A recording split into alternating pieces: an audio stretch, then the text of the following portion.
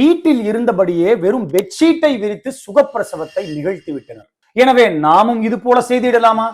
வீட்டு துணிகளில் இருக்கும் அழுக்கு, கைகளில் இருக்கும் பாக்டீரியாக்கள் எல்லாம் குழந்தையின் தொப்புள் கொடி, தாயின் யோனி மற்றும் கர்ப்பப்பையினில் சேர்ந்து கடுமையான தொற்றை உண்டாக்கும். குழந்தை வெளிவந்த பின்னர் கர்ப்பப்பையானது மீண்டும் சுருங்கிக் கொள்ள வேண்டும்.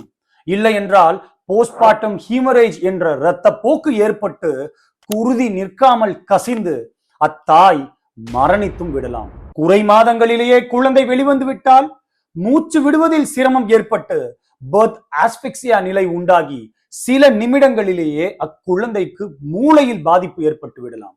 எனவே என்றும் நீங்கள் மருத்துவமனைக்கு செல்ல வேண்டும்.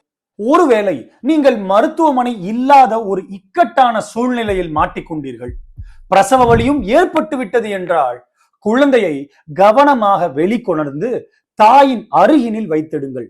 எக்காரணம் கொண்டும் கர்ப்பப்பையோடு ஒட்டி இருக்கும் நஞ்சு கொடியினை இழுத்து பிடுங்கிட வேண்டாம். இதுவே இரத்தப்போக்கு ஏற்பட்டு ஒருவர் மரணிக்க முக்கிய காரணம். தொப்புள் கொடியினையும் வெட்டி விடாதீர்கள். அப்படியே விட்டுவிடுங்கள், எந்த ஆபத்தும் இல்லை. மருத்துவ உதவி வரும் வரை பொறுமை காத்திடுங்கள். நன்றி.